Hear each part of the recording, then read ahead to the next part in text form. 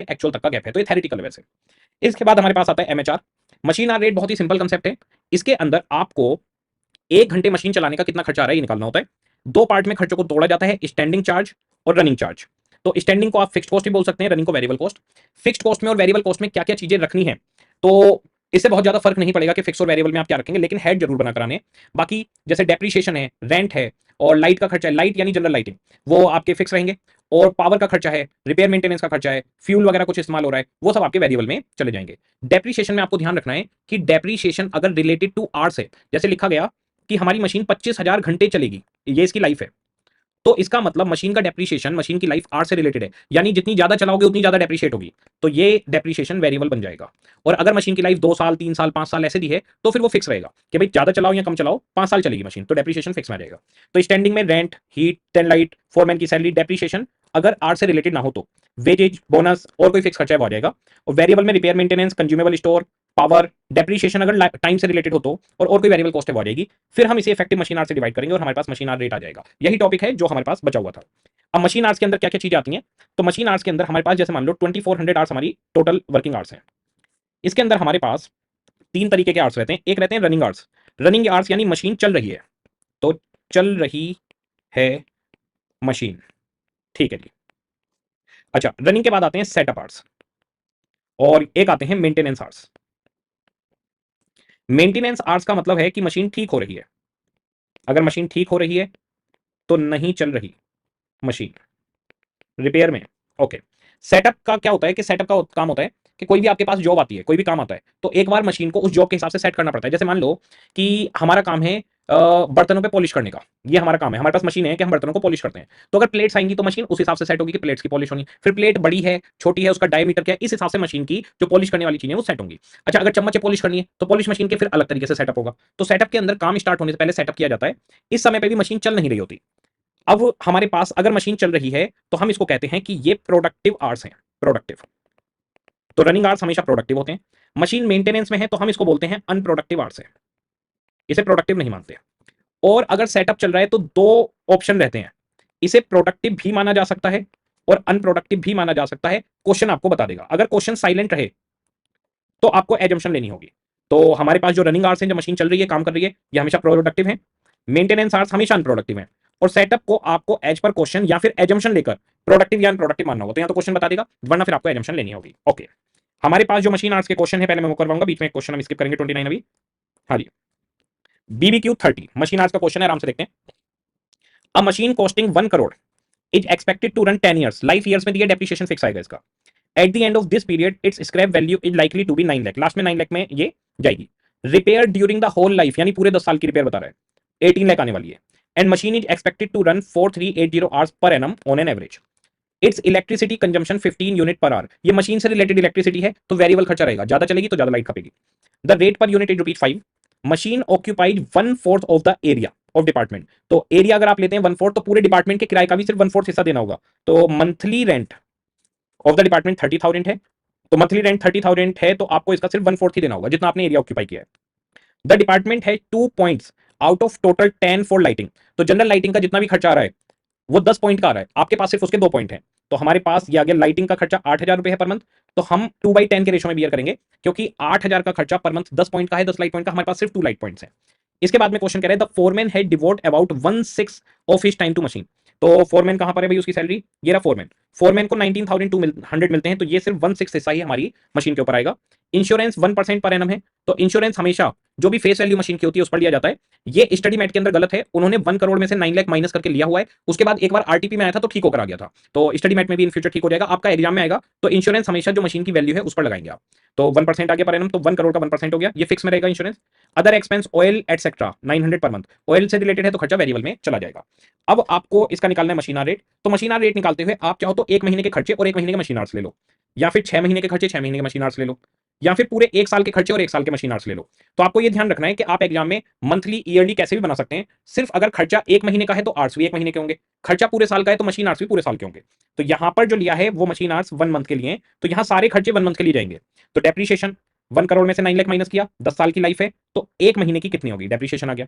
Rent monthly दिया हुआ था उसका 1/4 ले लिया, लाइटिंग मंथली थी 2/10 में ले ली, फोरमैन की सैलरी मंथली थी 1/6 कर दिया, इंश्योरेंस 1 करोड़ का 1% पूरे साल का है तो 1 महीने का कितना होगा, ये फिक्स खर्चे आ गए। रिपेयर 18 लाख पूरी लाइफ की थी 10 साल की, तो 1 महीने की कितनी होगी।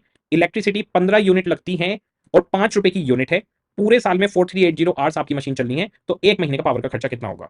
सन्ड्री ऑयल्स मंथली दिए हुए थे वो सीधे मंथली आ गए, 1 मंथ के मशीन आर से डिवाइड किया, मशीन आर रेट आपके पास निकल कर आ गया। ओके, BBQ 31 बहुत सिंपल होता है मशीन आर रेट का क्वेश्चन, 5 मार्क्स में आप मान के चलिए मिलेगा।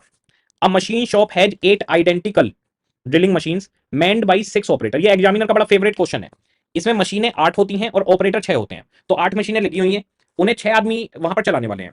और आगे कहा गया the machine can not be worked without an operator Holi engage on it, यानी कि अगर एक मशीन चलानी है तो उस पर जो ऑपरेटर रहेगा वो कोई और काम नहीं कर सकता। अब आप एक बात बताइए, 8 मशीनें हैं, 6 वर्कर हैं और एक मशीन पर काम करने के लिए एक वर्कर पूरी तरीके से एंगेज होना जरूरी है, तो आपकी किसी भी टाइम पे 6 से ज्यादा मशीनें नहीं चल सकती। अब बच्चा ये कंफ्यूज हो जाता है कि सर अब ऐसी सिचुएशन में मैं करूं तो क्या करूं, मैं खर्चा 8 मशीनों का लूं या 6 मशीनों का लूं, मशीन आवर्स कैसे निकालूं, तो इसका बड़ा सिंपल सा तरीका होता है। पहले तो मैं आपको ये सिचुएशन बताता हूं ये हो कैसे सकती है। ऐसा होता है कि हमारे पास 8 अलग अलग मशीन है, एक कटिंग मशीन है, एक पॉलिश की मशीन है, तो जब पॉलिश का काम आता है तो हम कटिंग का काम नहीं करते, जब कटिंग का आता है तो पॉलिशिंग का काम नहीं करते। इस तरह से अलग अलग मशीनें रखी हुई हैं, एक जैसी 8 मशीनें नहीं है। अगर बिल्कुल एक जैसी 8 मशीनें होंगी तो 2 मशीन फालतू की क्यों लगा रखे, उन्हें बेच के छुट्टी करो, पैसे निकालो अपने। तो 8 आइडेंटिकल मशीन हैं, एक जैसी हैं, और आपके पास में उनकी जो प्रोसेस है, जो काम उनसे लिया जा रहा है वो अलग अलग टाइप का काम लिया जा रहा है। उसमें से 6 चलेंगी हमेशा, 2 बंद रहेंगी, तो 2 कोई ऐसी स्पेसिफिक 2 बंद रहेंगी ना। कभी machine A B C D E F चल रही होगी, तो कभी ए बी सी डी ई जी चल रही होगी, कभी ए बी सी डी ई आई चल रही होगी, ऐसे अलग अलग 6 मशीनें हमेशा चलती रहेंगी। तो इसको सोल्व करने का सबसे बढ़िया तरीका ये होता है कि आप सारी मशीनों का खर्चा लिखते जाओ, आपको ये क्वेश्चन कंफ्यूज भी नहीं करेगा बिल्कुल भी, खर्चा सारी मशीनों का आपको एक साथ दे देगा, और लास्ट में जब मशीन आवर्स निकालेंगे तो आप सिर्फ 6 मशीनों के निकालेंगे। अब मुझे बताइए, इंश्योरेंस तो 8 मशीनों का होगा, जो पावर का खर्चा होगा वो सिर्फ 6 मशीनों का होगा, क्योंकि 6 से ज्यादा चलेंगी नहीं। डेप्रिसिएशन 8 मशीनों का लगेगा। तो इसमें आपको क्या करना है, एक मशीन का खर्चा कभी नहीं निकालना। बच्चे ऐसी कोशिश करते हैं कि हम सर एक मशीन का निकाल के देखेंगे, आप पूरी की पूरी जितनी मशीनें दी हुई हैं सबका खर्चा निकालो एक साथ, और उसके बाद में 6 मशीन के आर से उसको डिवाइड करके निकाल लो कि एक मशीन का 1 घंटे का खर्चा कितना होगा। ठीक है, तो हमारे पास कह रहे हैं the original cost of these machine work out 32 lakh, 32 lakh. Okay, अब यहां पर कहा गया the following particulars are furnished for a 6 months period, यहां से यहां तक का डेटा। फिर कहा गया following particulars are given for a year, यहां से यहां तक का डेटा। तो कुछ खर्चा पूरे साल का है, कुछ खर्चा 6 महीने का है, या तो सारा खर्चा पूरे साल पे लाओ या तो सारा खर्चा 6 महीने पे लाओ। तो इस क्वेश्चन को क्या किया गया है, 6 मंथ्स के बेसिस पे हमने बना दिया है। आप इसको 1 ईयर भी ले सकते हैं, ठीक है, तो पूरे के पूरे डेटा को 1 ईयर पे भी कर सकते हैं। तो अब जरा देखिए, पहले मैं ईयरली वाले को उठाता हूं। रिपेयर मेंटेनेंस 5% है मशीन की, तो 32 लाख का 5%, और इसको हम कर देंगे 1/2 क्योंकि 6 महीने का चाहिए हमें। इंश्योरेंस 360 है, 1/2 कर देंगे, 6 महीने का आ जाएगा। डेप्रिसिएशन 10% 32 लाख का है, 1/2 कर देंगे, 6 महीने का आ जाएगा। सन्ड्री एक्सपेंसिव 50,000 है, 1/2 कर देंगे, और मैनेजमेंट एलोकेटेड एक्सपेंस 1/2 कर देंगे। तो ये सारा का सारा 6 मंथ्स में कन्वर्ट हो जाएगा। तो या तो इसे 6 महीने का बना लो या ऊपर वाले को पूरे साल का बना लो। तो हम इसको 6 महीने का बना लेंगे।